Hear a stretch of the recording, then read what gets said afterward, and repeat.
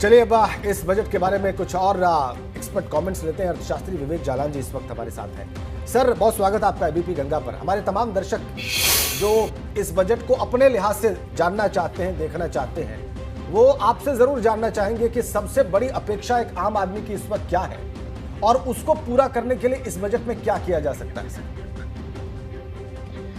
नमस्कार जी। नमस्कार।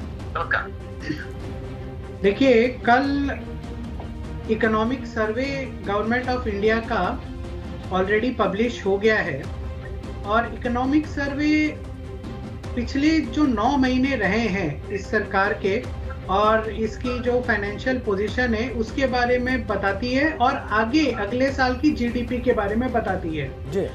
तो उसमें ये है कि एक थोड़ी गंभीर स्थिति पैदा हुई है कि जो जीडीपी है अगले साल की वो 8 से 8.5% तक उन्होंने एस्टिमेट किया है और इन्फ्लेशन जो होलसेल प्राइस इन्फ्लेशन है उसमें बहुत ज़्यादा बढ़ोतरी देखी गई है।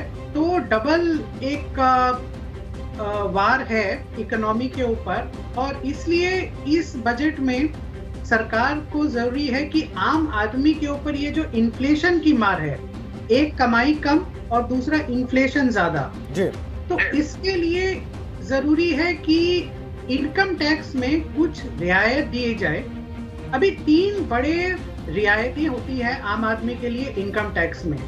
एक होता है थ्रेशोल्ड लिमिट जो अभी 2,50,000 रुपए है। 2,50,000 रुपए तक की अगर आय है किसी आम आदमी की तो उसे इनकम टैक्स नहीं देना पड़ता।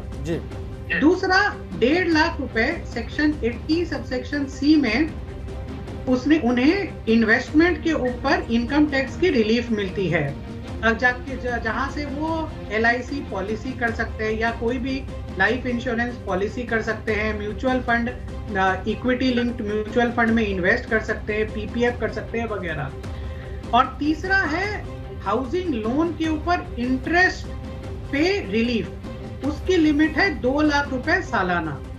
अब ये तीनों ही अगर आप जो आम आदमी को इम्पैक्ट करती है वो रिलीफ्स अगर आप देखें तो 7-8 साल से ये चेंज नहीं हुई है, जबकि इन्फ्लेशन मोटा मोटी अगर आप एवरेज में देखें तो 7% करीब रही है। जी।